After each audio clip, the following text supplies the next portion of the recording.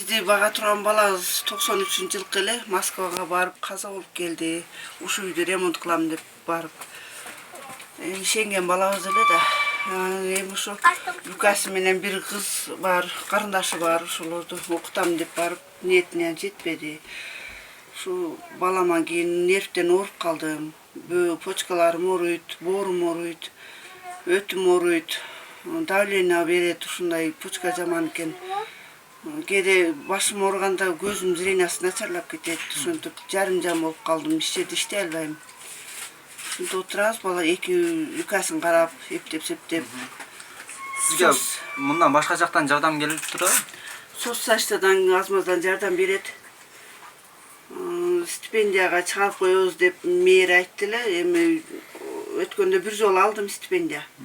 Айына 400 деп, анан кийин карап көрсөң ол деле жетпейт экен. Ошентип балам карап отурам эптеп. Көрүнөйүн десем, доктурга акчам жок. Бөйрөгүмдө таш бар, ошо туз бар. Ошо нервден ооруп калдым да.